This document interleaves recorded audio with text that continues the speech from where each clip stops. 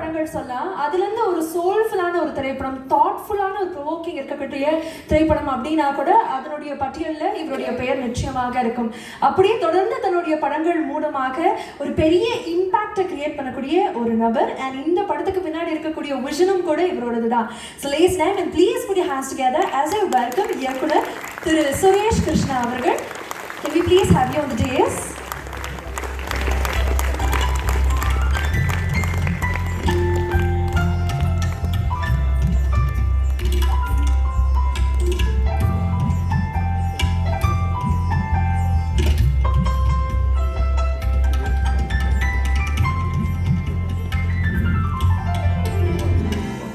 Thank you Suresh sir for joining. Thank you very much. நீங்க அப்படியே எங்களுக்காக centre of the days போடணும். Thank you so much for joining. அடுத்ததாக நான் கூப்பிடக்கூடிய நபர், எஸ் இன்னும் ஜோராக கை தட்டலாம். இந்த படைப்புக்கு பின்னாடி இருக்கக்கூடிய அந்த படைப்பாளரே இவர் தான். இன்னும் ஒரு பெரிய நன்றி உங்களுக்கு. அடுத்து நான் கூப்பிடக்கூடிய நபர் ஒரு தயாரிப்பாளர்னு சொல்றதை தாண்டி அவருடைய ஆக்டிவ் டிவோஷன் தான் இந்த திரைப்படம் அப்படின்னு சொல்லலாம். He is the MD and CEO of Tata MD. He is a respected leader in corporate India and he has led multiple business within Tata Group for more than a decade. இவ்வளோ ப்ரொஃபஷ்னலான ஒரு leadership இருந்தால் கூட அதை தாண்டி இன்னைக்கு இந்த திரைப்படம், அதாவது 100வது ஆண்டு ஸ்ரீ சத்யசாய், அதை சமர்ப்பணமாக இது அவருடைய அன்பளிப்பாக இது இருக்க போகுது அப்படின்னே சொல்லலாம். So ladies name and please put your hands together as I welcome mister Girish Krishnamurthy அவர்கள். His humble dedication for Sri Satya Sai.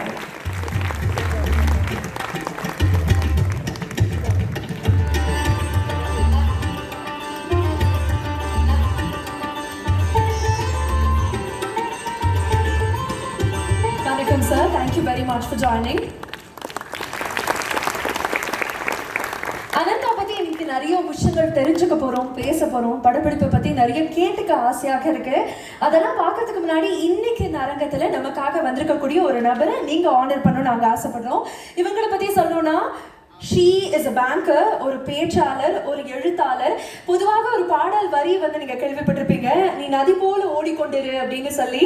அந்த பாடல் கேட்டு எவ்வளவு தூரம் மோட்டிவேட் ஆனமோ அதே மாதிரி இவங்களுடைய கட்டுரைகளை படிச்சு அவ்வளோ ஒரு ஹை ஸ்பிரிட்டட் சோலாக பல நபர்கள் மாறி இருக்காங்க. அதுல நானும் ஒண்ணு.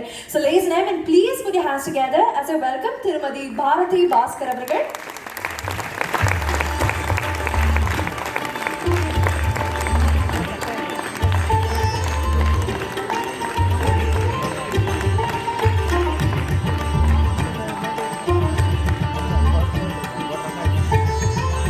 We request sir to kindly do the honors.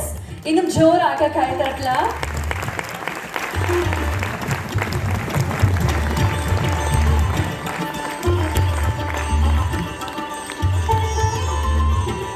Sir, for doing the honors, we request you to take your seats off the dais. மீண்டும் நம்ம மேடையில சந்திக்க போறோம், பேச போறோம். அதுக்கு முன்னாடி நீங்க உங்களுடைய இருக்கைகள்ல உட்கார்ந்தலாம். நன்றி. Thank you very much. Bharathi ma'am, மைக்கை பார்த்தோன்னே நிச்சயமாக இந்த இடத்த விட்டு நான் போடணும்னு எனக்கு தோணுது. ஏன்னா மைக் உங்களுக்கு சொந்தமானது, உங்களுடைய குரல் இந்த மக்களுக்கு சொந்தமானது. So over to you.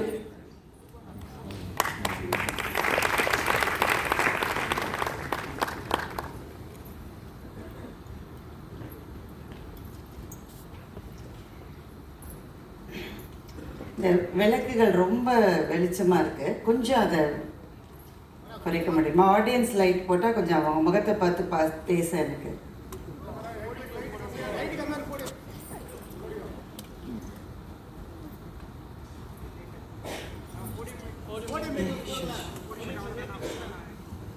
நன்றி. ஹிருதா காசே சதாபாந்தம் சாந்தம் ஆனந்தரூபணம் ஞானபாலம் அகம்மதே சத்துரும் சத்யசாயத்தம்.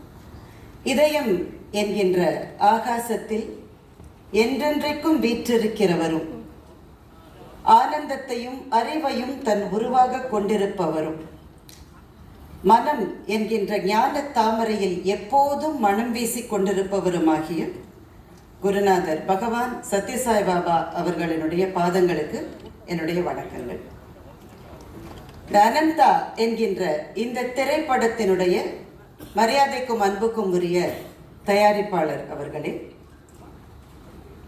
அன்பும் அறிவும் வாய்ந்த அன்பு சகோதரர் சுரேஷ் கிருஷ்ணா அவர்களே, இந்த திரைப்படத்தினுடைய பாடல்களால் தேனை போன்ற தன்னுடைய இசையால் நம்மை ஒரு ஆன்மீக பக்தி அனுபவத்தில் செலுத்த இருக்கின்ற மரியாதைக்குரிய தேவா சார் அவர்களே, முன்வரிசையில் அமர்ந்திருக்கின்ற அன்புக்கும் பிரியத்துக்கும் உரிய திரைத்துறை சார்ந்த அன்பர்களே, எங்கள் இலக்கியத்துறை சார்ந்த அன்பு நண்பர்கள் இசைக்கவி ரமணன் அவர்களே, மரபின் மைந்தன் அவர்களே, அரங்கத்திலே இருக்கின்ற ஏனைய பெரியோர்களே, எல்லா மிக பணிவான வணக்கங்கள். இந்த கூட்டத்திலே நீங்க எல்லாரும் கொஞ்சம் ஒரு ரிஜிடா இருந்து கம்மியா கை தட்டுற மாதிரி எனக்கு தோணுது. அப்படிலாம் வேணாம், சந்தோஷமா இருக்கலாம். ஆன்மீக அனுபவம் அப்படின்றதுனாலேயே நம்ம ரொம்ப நம்மளை சுருக்கிட்டு அப்படியே கெடுபிடியிலலாம் இருக்கிற மாதிரி இந்த படமும் இருக்காது.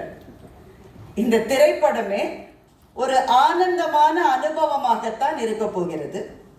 அதனால கொஞ்சம் எல்லாரும் இலகுவா இருந்து நல்லா கை தட்டலான்னு நான் நினைக்கின்றேன். அப்படி சொன்னப்புறமா கூட இவ்வளவு அமைதியா இருந்தா எனக்கு சொல்லுங்க.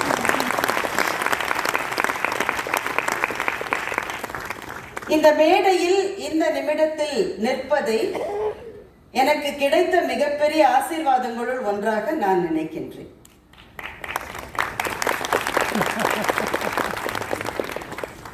அன்பு சகோதரர் பா விஜய் வந்திருக்கிறார். இந்த படத்துக்கான பாடல்கள், வசனம் ரெண்டுமே அவரால் தான் எழுதப்பட்டிருக்கிறது. அவருக்கும் என்னுடைய வாழ்த்துக்களையும் அன்பையும் இந்த நேரத்திலே தெரிவித்துக் கொள்கிறேன். எனக்கு ஒரு 10 நிமிஷம் தான் கொடுத்துருக்காங்க. பெல் அடிக்கிறதுக்கு எங்க நடுவரும் இங்க இல்லைன்றதுனால நானே நேரத்தை பார்த்து சீக்கிரம் என்னுடைய பேச்சை நிறைவு செய்ய வேண்டும். 2-3 விஷயங்களை இந்த மேடையில் சொல்ல வேண்டும் என்று நான் நினைக்கின்றேன். எனக்கு ரொம்ப ஒரு 10 வயசு அந்த மாதிரி இருக்கிற போது என்னுடைய அப்பா ஓய்வு பெற்ற தலைமை ஆசிரியர் திரு கிருஷ்ணன் அவர்கள் பகவான் பாபாவினுடைய டிவோட்டியாக தன்னை மாற்றிக்கொண்டார். அதற்கு பிறகு எங்கள் குடும்பத்திலே நாங்கள் புட்டபர்த்திக்கு போய் பகவானை ஒரு தூரத்திலிருந்து தரிசித்து அந்த அனுபவங்கள் எல்லாம் எங்களுக்கு இருந்தது. நானா ஒரு சின்ன குழந்தைன்றதுனால ஒரு பெரிய ஸ்பிரிச்சுவல் எக்ஸ்பீரியன்ஸ்ன்ற மாதிரி அப்ப எதுவும் எனக்கு ஏற்படவில்லை. ஆனா அதற்கு சில காலம் கழித்து எங்களுடைய குடும்ப நண்பர் ஒருத்தர் இருந்தார். அவர் பேர் தாமஸ் ராஜன். அவர் இப்ப இல்லை. அவர் பேரிலேயே உங்களுக்கு தெரிஞ்சிருக்கும், கிறிஸ்டியன் ஃபெய்த்தை சேர்ந்தவர். அவர் ரொம்ப ஆழமான ஸ்பிரிச்சுவல் பர்சன்லாம் கிடையாது. அவருக்கு பகவான் பாபாவிடமிருந்து ஒரு அழைப்பு வந்தது. என்ன காரணம்னா, அவர் ஒரு ஆர்கிடெக்ட்.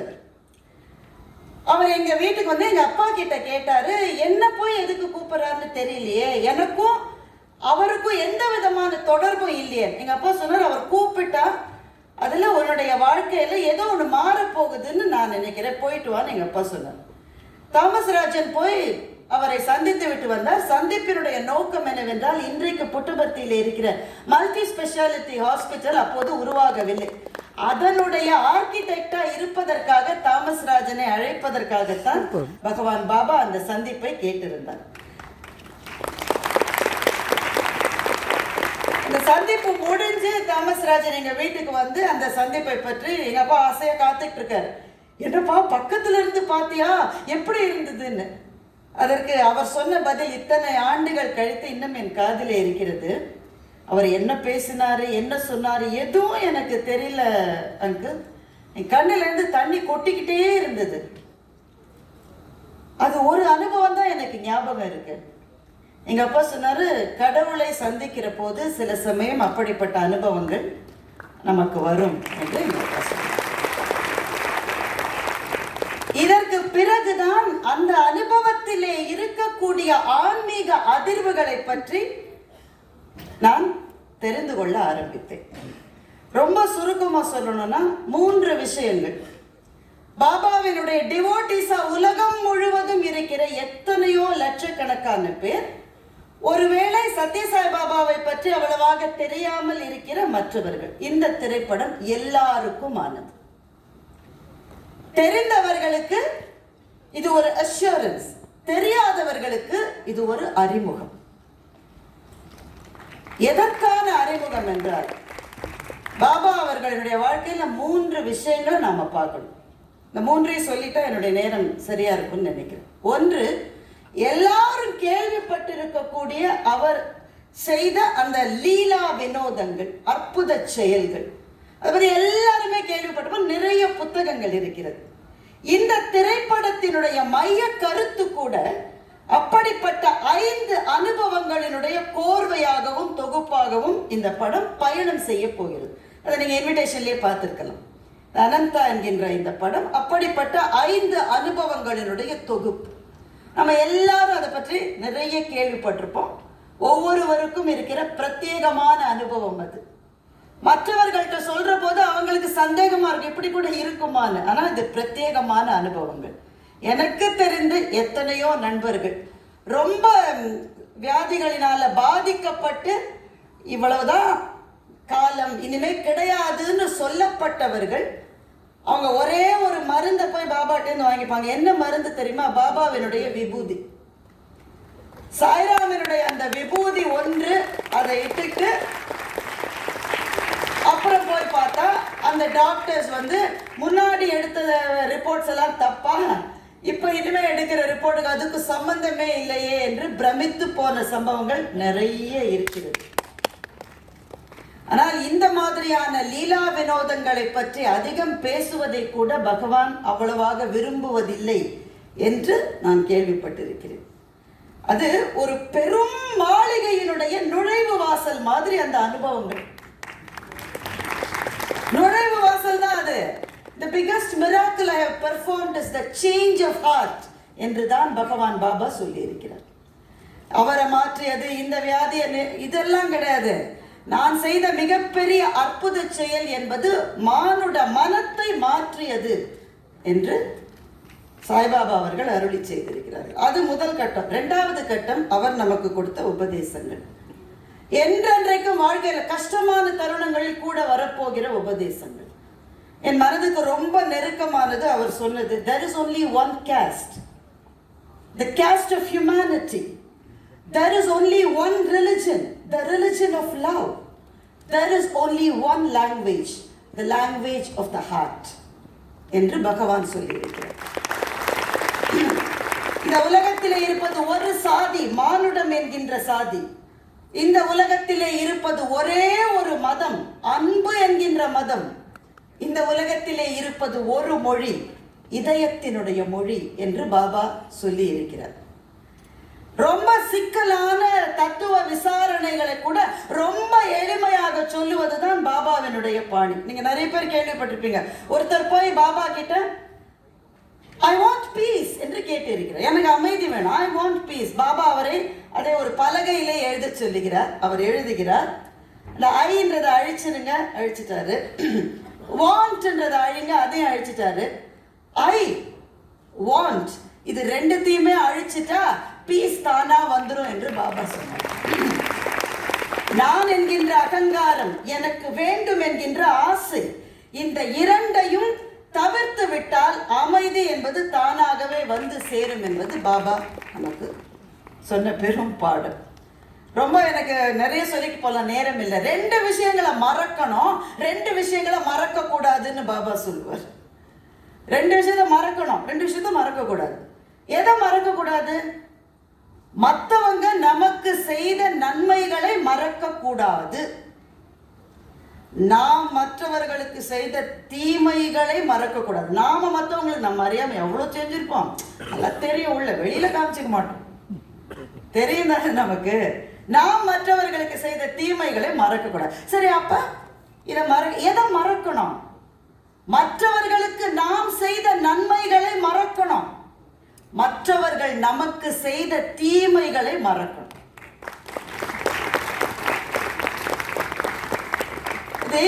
இது பாபாவினுடைய இந்த அறிவுரைகள் சமுதாயத்துக்கு ஏதாவது பலன் கொடுத்து அந்த கேள்வி வரும் தானே. இவ்வளவு சொல்லியிருக்காரு, சமூகத்துக்கு என்ன கிடைத்தது? ஒரே ஒரு சம்பவத்தை மட்டும் வேகமா சொல்லிடுறேன். ஒரு காலத்துல ஒரு ஏர்லைன் இருந்தது, இப்ப அந்த ஏர்லைன் இல்லை. அந்த ஏர்லைன்ல மட்டும்தான் சென்னையிலிருந்து புட்டபர்த்திக்கு டைரக்ட் ஃப்ளைட் இருக்கும். அதை தவிர வேற எந்த ஏர்லைன்லயும் அது கிடையாது. அந்த ஏர்லைன்ல ஒர்க் பண்ணிட்டு இருந்தாரு ஒரு நண்பர். அவர்கிட்ட நான் கேட்டேன், இவங்க அனுபவத்திலேயே மறக்க முடியாத அனுபவம் என்ன? அந்த ஏர்லைன்ல நிறைய ஃப்ளைட்ஸை கேன்சல் பண்ணிட்டே இருப்பாங்க.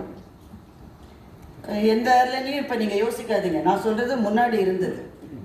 நிறைய ஏர்லைனில் அந்த ஃப்ளைட் கேன்சல் ஆகிட்டு அவர் என்ன சொல்லுவார், ஃப்ளைட்டு கேன்சல் ஆகிட்டா பேசஞ்சர்ஸ் எங்களை திட்டுன்னு திட்டுவாங்க, கவுண்டருக்கு வந்து திட்டுவாங்க, வைவாங்க, எல்லாம் சொல்லி திட்டுவாங்க. புட்டபர்த்தி ஃப்ளைட்டு கேன்சல் ஆனால் மட்டும் உள்ளே இருக்கிற அத்தனை பேரும் இன்னைக்கு நாங்கள் வர்றதுக்கு பாபாவினுடைய அனுகிரகம் இல்லை, எப்போ அனுகிரகம் இருக்கோ வரோம் சாயரான்னு சொல்லிட்டு போயிடுவாங்க என்று சொன்னார். அவன் சண்டை போடாமலே இருக்க முடியுமா, கத்தாமலே இருக்க முடியுமா என்றால் பாபாவினுடைய ஒரு அருளுரை உதவும் என்று நினைக்கின்றேன். நான் அதைத்தான் அடிக்கடி நினச்சிப்பேன். நான் இன்னும் அங்கே போய் சேரலை, இன்னும் ரொம்ப தூரம் இருக்கு எனக்கு, ஆனால் அங்கே போகணும்னு நான் நினைக்கிறேன். அந்த ஒரு அருளுரை, your hands must be in the society and your legs must be in the forest என்று சொல்லுவோம்.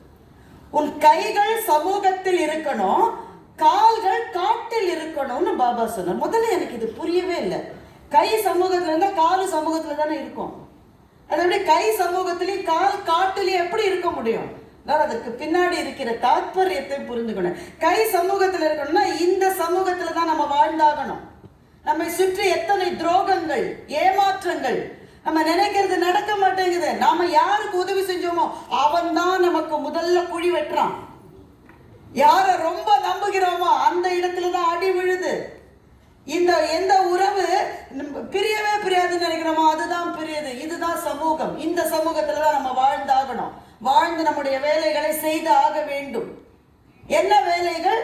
பாபா அன்னதானம் என்ற வார்த்தையை பயன்படுத்துவதை அவர் விரும்பவே இல்லை. அன்னதானம் சொல்றோம்ல, அன்னதானம், நான் சாப்பாடு போட்டேன், அன்னதானம் செய்தேன், பாபா அந்த வார்த்தையை சொல்ல விடவே மாட்டார். ஏன்? அன்னதானம்னு சொன்னாலே கொடுக்கிறவன் நான், வாங்குகிறவன் நீ, அப்படின்னாலே ஒரு டிவைடு வந்துருது. அந்த டிவைடு கூட இருக்கக்கூடாதுன்னு பசித்தவருக்கு சாப்பாடு கொடுப்பதை நாராயண சேவா என்றுதான் சத்யசாய் பாபா சொல்றார். நாராயணனுக்கு செய்வது. இந்த மாதிரியான வேலைகளை சமூகத்துல இருந்துதான் நீ செய்யணும். ஏன்னா உன் கை சமூகத்தில் இருக்கணும். அப்ப கால் காட்டுல இருக்கணும்னா என்ன அர்த்தம்? இந்த வானப்பிரஸ்தம்னு சொல்லுவாங்க, எல்லாத்துல இருந்து கொஞ்சம் விலகி இருப்பதுதான் வானப்பிரஸ்தம். காட்டுல இருப்பாங்க, அப்பெல்லாம் போய் நம்ம காட்டுல இருக்க முடியாது.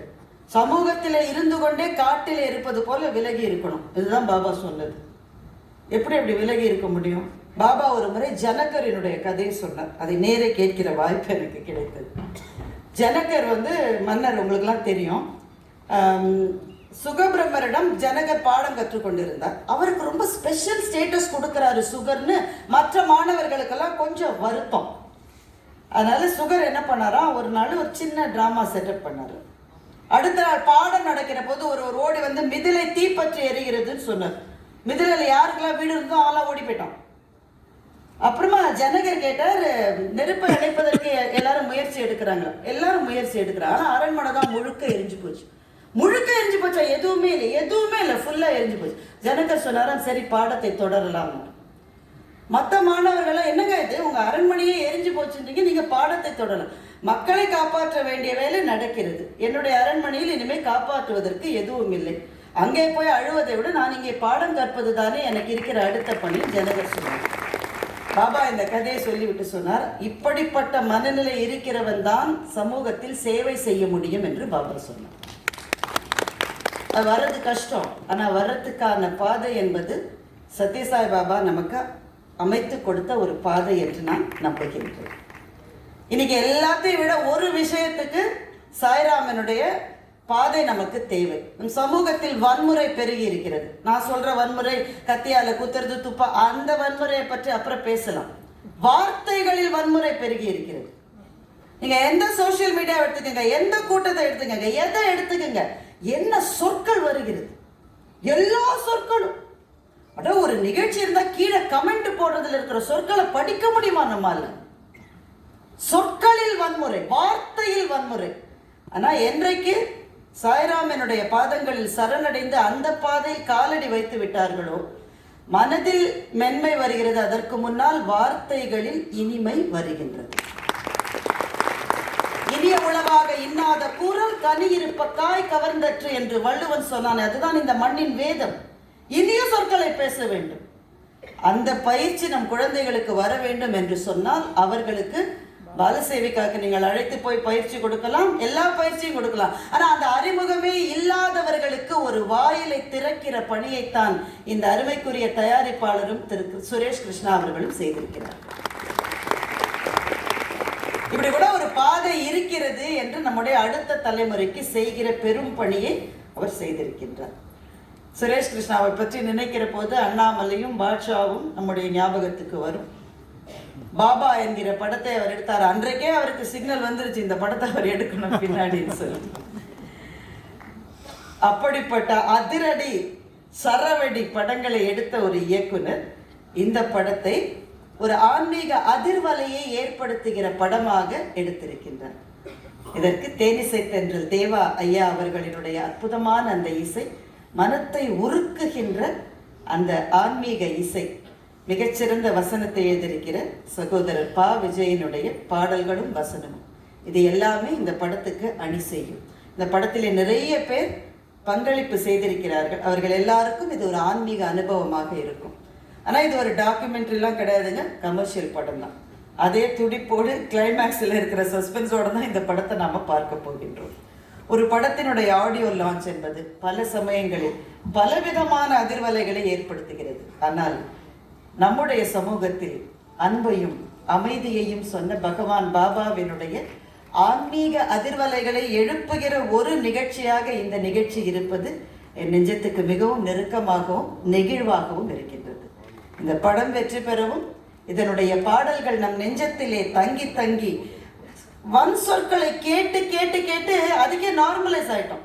கடுமையான சொற்கள், தீய சொற்களை கேட்டா கூட இதுதான் இது இந்த மாதிரி எல்லாரும் பேசுறாங்கன்னு அதை ஏற்றுக்கொள்ளுகிற ஒரு மனநிலைக்கு நாம வந்து விட்டோம். இந்த மனநிலையிலிருந்து மாறி சொற்களில் இனிமை, நெஞ்சத்திலே பணிவு, நம்முடைய வாழ்க்கையே மற்றவர்களுக்கு சேவை செய்வதற்காக கடவுள் கொடுத்த ஒரு வாய்ப்பு என்று பாபா சொன்ன அந்த ஒரு விஷயம் நம் நெஞ்சத்துக்குள்ளே வருவதற்கு இந்த படம் உதவி செய்யும் என்று நான் நெஞ்சார நம்புகின்றேன். இந்த வாய்ப்பை எனக்கு கொடுத்த அத்தனை பேருக்கும் நன்றி சொல்லி, இந்த படம் பிரம்மாண்டமான வெற்றிகளை எய்துவதற்காக சாய்ராமனுடைய அருளையும் இந்த மேடையிலேயே இறைஞ்சி விடைபெறுகிறேன். நன்றி, வணக்கம்.